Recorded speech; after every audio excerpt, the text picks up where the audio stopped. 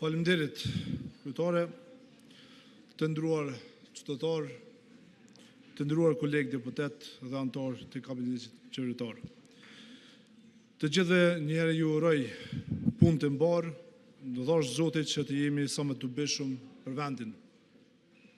Sot po diskutojmë në parim për buxhetin e shtetit, jo veç teknikisht, jo vetëm si numra tabela, por si planifikim i drejtimit ka po ecëm si shoqëri. Buxheti është pasqyra më e qartë e asaj ka po shkojmë si vend, aty shihet çka kemi në mendje për familjen tona, për rinin, për punëtorin, për bujkun, për mjekun, për mësuesin. Po na thuhet se ekonomia do të rritet gati për 5%.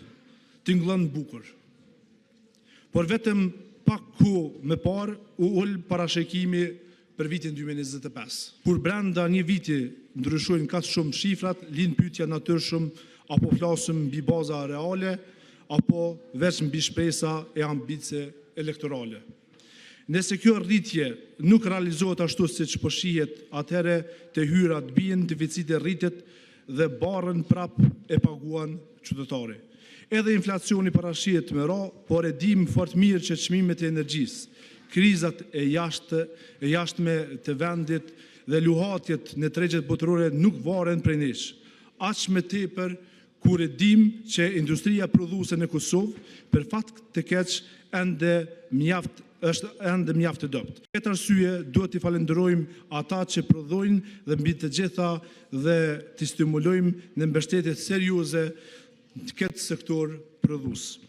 Një tjetër realitet që s'mund të fshihet është se buxheti vazhdon të mbushet kryesisht nga TV-sha dhe nga akcizat në kufi prej mallrave që i blejmë nga jashtë, edhe prej veturave që dukanojmë shpesh me çmime rekorde në Evropë.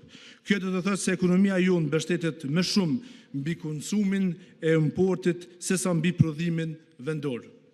Sa herë që rritim çmimet jashtë, ne e ndjejmë menjëherë në xhepin e qytetarëve të Kosovës. Kjo nuk është rrugë e sigurt, por duhet të analizojmë dhe të bëjmë politika më të mira që të forcojmë shtetin. Shpenzimet për subvencione dhe transfere sociale janë rritur ndjeshëm.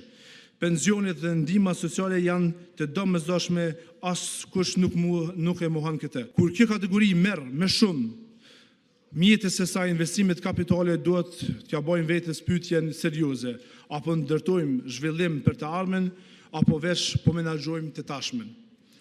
Apo blejmë kohë, apo blejmë qetësi sociale, ndoshta edhe vota me skema të herpashershme për pensionistë, student, kategori të tjera,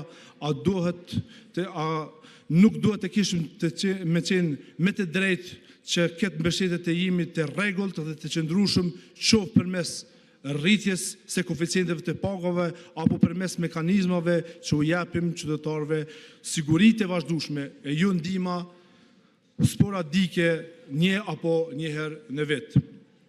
Investimet kapitale në letër duken të mëdha, afro 1 miliard euro, por përvoja viteve të kaluara na ka treguar se shpesh realizohen vetëm 60% apo edhe 70%. Pra, problemi nuk është vetëm sa planifikojmë, por sa dim me i çu projekte deri në fund. Rrugët, shkollet, spitalet nuk ndërtohen me premtime, por me punë konkrete dhe menaxhim të përgjithshëm.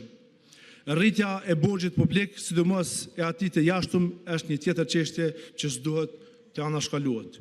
Borxhi nuk është i keq nëse përdoret për investime që sillen zhvillim dhe rritje ekonomike, por nëse merret për të mbuluar shpenzimet e përditshme, atëherë po alem barrën brezave që vinë. Ekonomia jonë vazhdon të mbështet fort në remitenca. Parat që dërgojmë vëllezërit dhe motrat tonë nga Melgata janë bekim për shumë familje, por një shtet serioz nuk mund të ndërtojë të ardhmen e vet mbi djersën e mërgimtarëve. Duhet që të krijojmë kushte që njerëzit të punojnë, të prodhojnë dhe të jetojnë me dinjitet këtu në vendin e vet. Në shëndetësi, po rritin në funde për barna dhe pajisje, por mungon në reforma e thellë që do të siguron të sistemin shëndetësor për të gjithë. Mjekët vazhdojnë të largohen, mos harroni sigurimet shëndetësore që keni premtuar e qytetarët po presin për zbatim e jo vetëm fjalë. Në arsim, po ndohen mjete për paga dhe ndërtesa, por kërkimi shkencor, laboratoret, digitalizimi mbesin prapa. Në bujqësi, pjesa më e madhe e buxhetit shkon për subvencione direkte, ndërsa shumë pak investohet në përpunim aty ku kërkohet dhe krijohet vlera e shtuar. Industria ka nevojë për mbështetje të vërtet, jo vetëm fonde simbolike, edhe ndërmarrje publike shpesh subvencionohen për të mbuluar humbjet, e jo për të modernizuar dhe për të bërë ato të konkurrueshme. Po shtuhen edhe reforma të rëndësishme si tatimi i progresiv në pronë, ndërkohë që komunave ju kërkohet të mbledhen më shumë të hyra.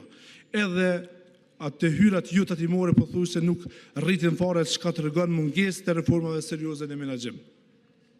Të dashur miq, ky buxhet duket më shumë i ndërtuar për me menaxhu tashmen sesa për të ndërtuar të ardhmen. Ka shumë fokus në konsum dhe shpërndarje, e me pak prodhim dhe krijim të vlerës së re.